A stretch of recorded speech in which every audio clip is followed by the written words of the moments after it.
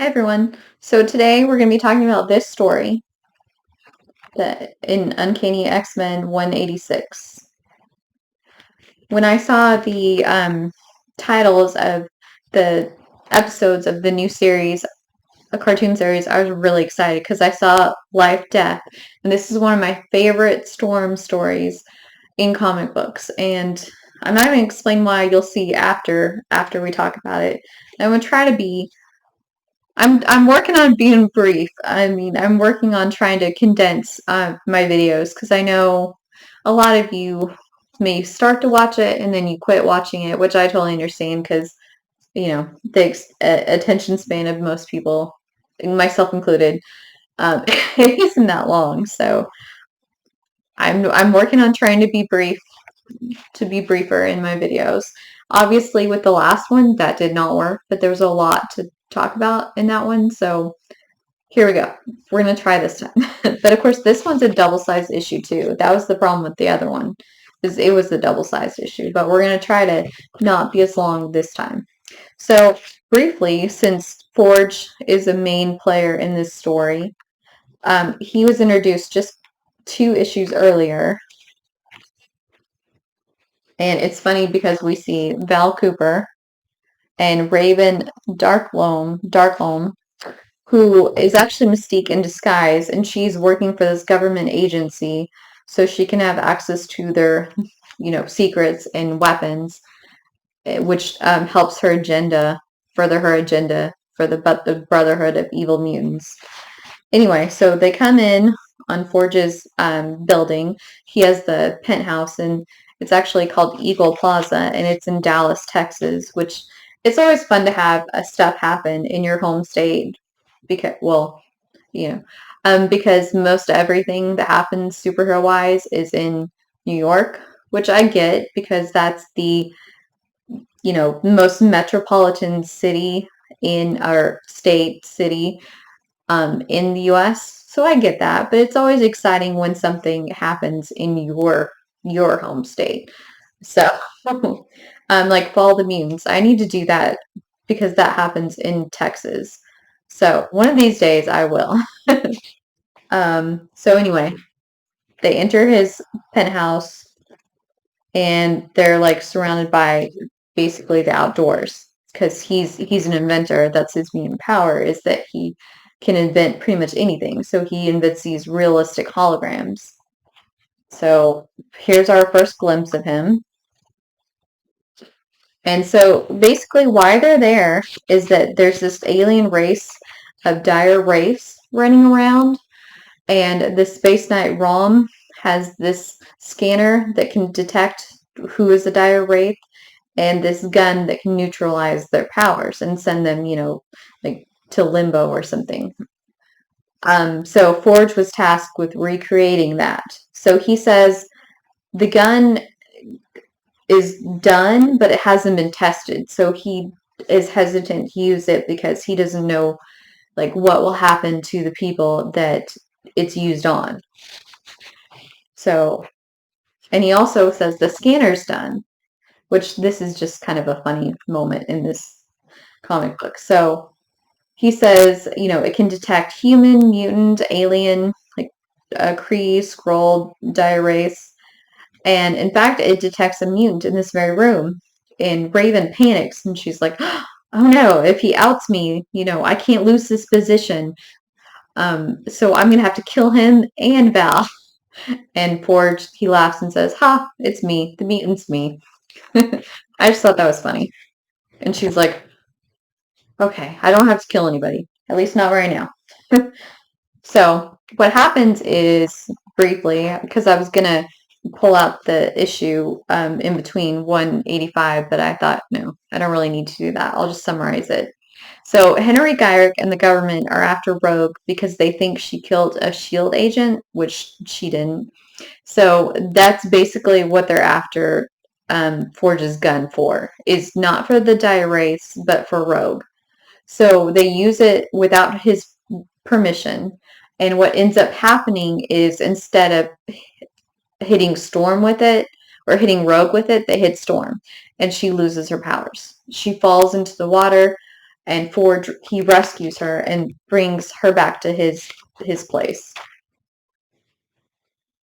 So that's where it opens. So basically Storm she's super depressed. Like she doesn't want to live because she doesn't have her powers. She's not the same person that she was.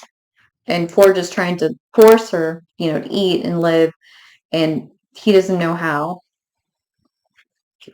And he's like, fine, if you want to, die, see if I care. So again, we see like the hologram aspect of which I think this is really cool. Like to have it totally open concept. I mean, the floors are there, but they're like see-through, so you can't really see them. So it's totally open concept, which, yeah, I think that's cool. So he basically calls up a hologram of her, and he said, she's beautiful. He goes through her powers, and then basically he said recently she changed, and that made her even more beautiful. And this is just recounting what I told you about Gyrick and the gun and her being shot instead of Rogue. Because the Rogue and Storm were trying to help out people, like in a tugboat in the middle of a storm. And that she fell into the water and he saved her. And Storm said that was a disservice. You should have let me drown. And Xavier, he's trying to find her, but he can't find her, Storm, because of course she's not a mutant anymore.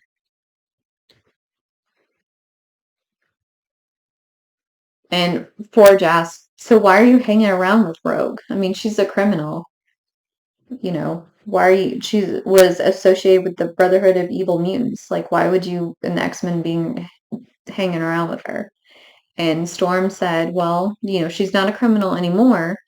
And, we all have past. Like in Cairo, I was the best thief and pickpocket. And to prove her point, she steals the console out of his back pocket. And they're talking about the weather says that there's going to be a storm. And she said, a few days ago, she would have sensed that it was storming. She wouldn't even have to look to see if it was going to storm. She'd know. And she could have, told you exactly how long it was going to storm, how much rain. But now she can just watch. And he's like, you're alive. Doesn't that count for anything? She said, this is a shadow of my former existence. It's not living. I used to be able to fly. And he's like, well, now you have to walk like the rest of us, tough break.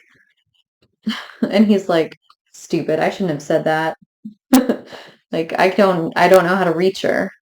So she jumps in the water with him, was racing him to the other side. She sees his, mechanical leg and hand and doesn't realize, that that's what he had. And he explains, it happened during Vietnam. Like I got too close to a blast, and because of my, ability, I could invent things that would help me, walk and stuff. And some people, they got back and they couldn't walk at all, and some people didn't come back. Period. And he said, I know that at some point, yeah, I did want to end my own life. And Storm says, yeah, you deny me that same choice. And he says, well, but it's so final. I didn't want you, I didn't want you to make that choice at this point because you still have a lot of life to live. And it's so final. I didn't want that choice for you. And Storm realizes that without her mutant powers, she can be cold. Because it used to, that her powers would regulate her body temperature. So this is Val Cooper, and this is the Dire Wraith, the alien race that he made the gun for. And this is Val's associate, her colleague. So this is how they impersonate you. They basically suck your brains out and through that gain your form and your memories. So he goes back to Val because his one of his sisters or her sisters, whatever, needs to wear Val's form and gain her knowledge.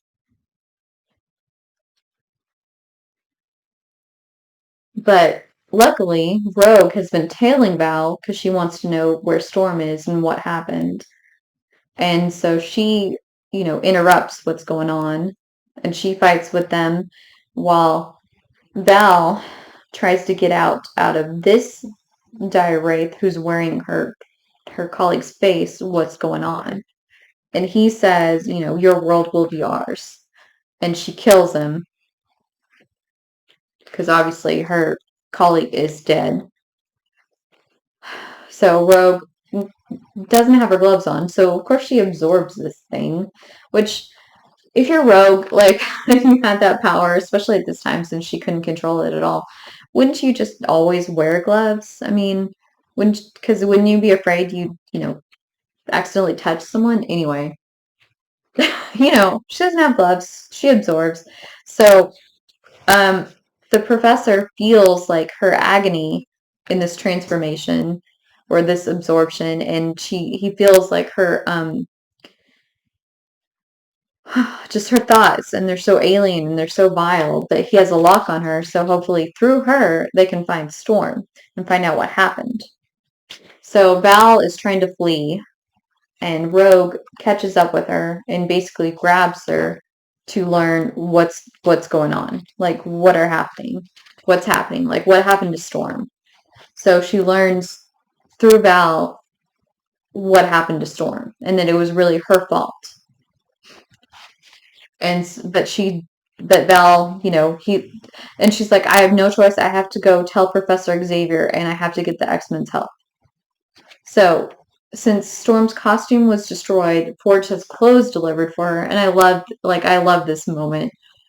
She decides to wear this like gorgeous, frilly, beautiful dress, and Storm's like, "What do you think? Like the fabric, it's just so, so soft, and I just couldn't help myself."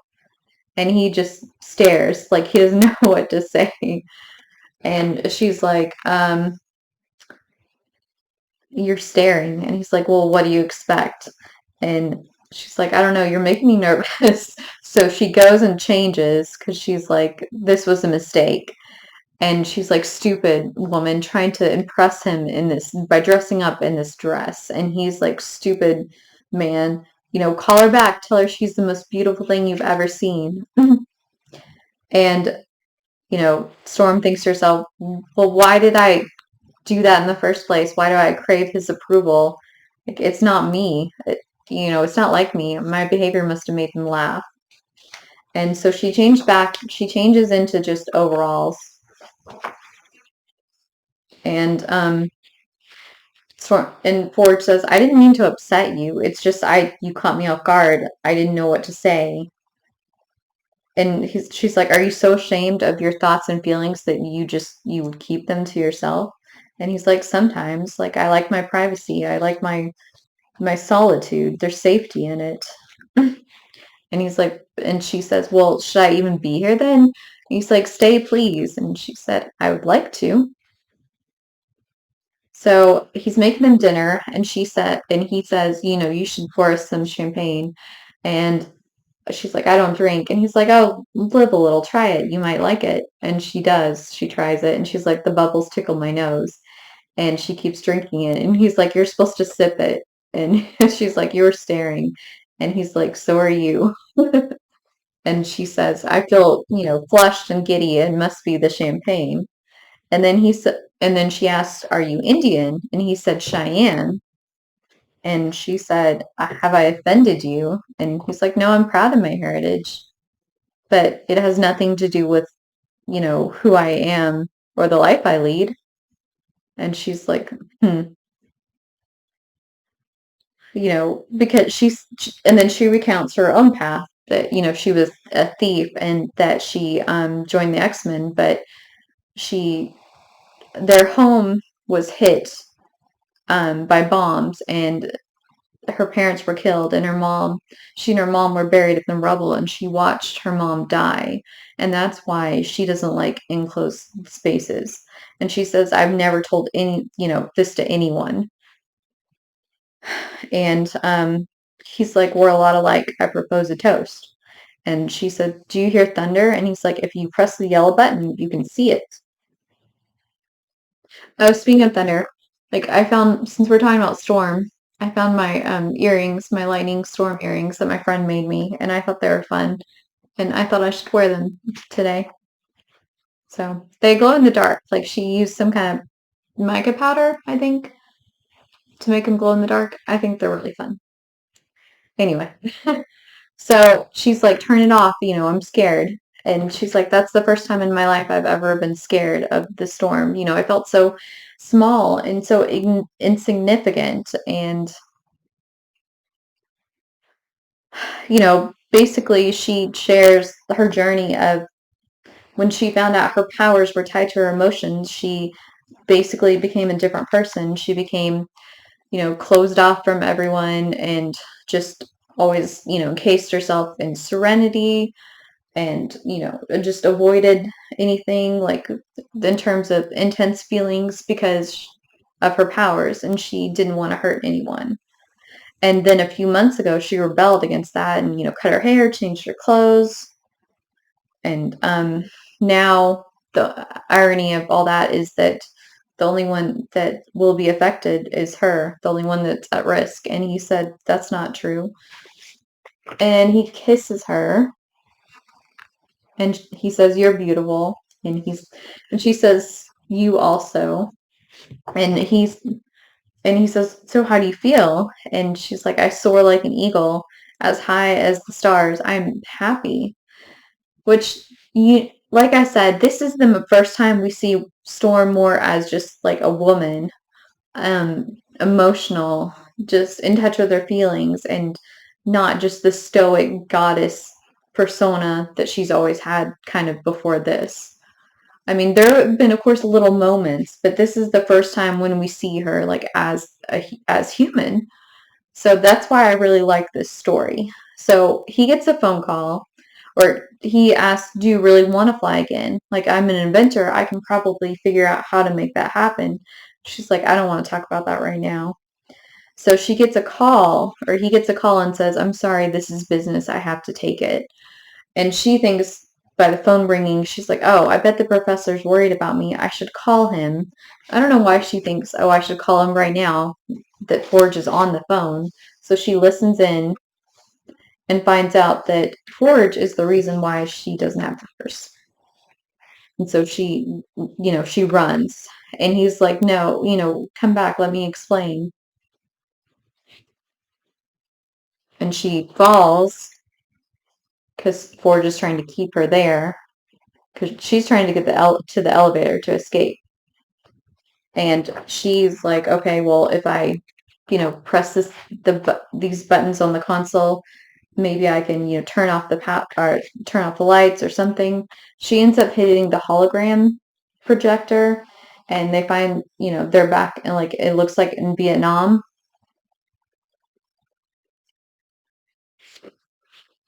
And he goes after her, and she's like, Storm, don't move. You're just making this worse. He's worried that she's going to actually hurt herself. And she does. She falls off a platform and hurts herself.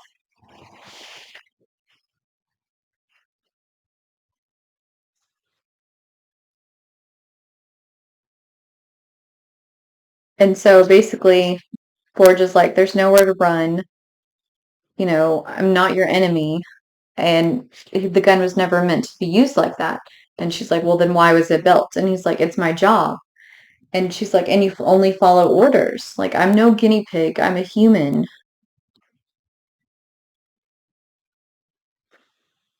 And she's like, I need to get out of here. He's like, I can protect you. And she's like, no, you can't. I don't want to be caged. I don't want to stay here. I want my freedom. He's like, I'm sorry. And that puts everything all right. So basically, they argue back and forth. You know, he's saying, I can protect you.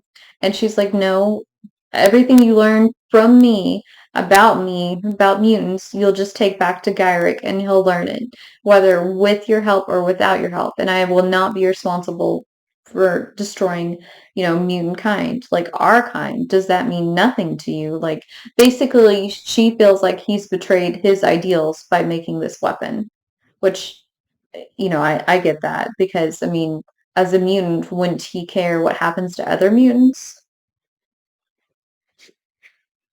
And she's like, and to think I wanted to impress you. I dressed up in that silly gown. And he comes towards her and she's like, stay away from me. And she hits him, clocks him really good. And she's like, you're just pathetic. I mean, you live in your high tower, untouched, in solitude, illusions all around you, terrified of the outside world. You don't even have so much as a flower, a plant in this place. Basically, you're in control of everything here. You don't have, you're hollow inside, you're empty. And he's like, I'm not like that. And she's like, you can lie to yourself if you want, but don't lie to me. You ask for my trust and yet you give me none in return. Like I opened up to you about my hopes, my fears, my dreams, personal stuff, and yet I didn't get any of that from you. What shall I do when you betray them and me? Like her feelings. And he's like, I won't do that. And he says, I care for you. I still do. I always will. And she says, to be loyal, you must believe in something, but you don't believe in anything. And he's like, you have no right to judge me. And she's like, then prove me wrong. We are much alike. One time I walked the same path as you, cutting myself off from everything, just existing in solitude and pretending that was okay. And now she chooses to walk a different path. She says, my feet may never leave the ground, but someday I shall fly again. So it just, like, when I first read this, it just really struck me because I was just like, whoa. Like I said, it shows her as human for the first time, really, instead of this just stoic, beautiful goddess. Um, so I'm curious as to how they're going to do this in the cartoon because, I mean, of course, Forge was in the first series, but he's, in the future. So, and he wasn't like a huge part of it. But of course, the second part of this story, let me see if I can find it. Ah, here it is more about Storm finding herself, and it doesn't have anything to do with Forge, really. So they might go that route in the cartoon instead of having it be a romantic story. Even though I think it'd be cool if Storm got, a romantic story. Of course, she did that two-part series, Cold Front, with Archon, but, I mean, I liked that because it was Storm-centered, but of course, it wasn't the same as this story. So I guess we'll see when the cartoon comes out. And so I hope you will join me for, like I said, this part two, which is actually a different issue. So until next time, bye.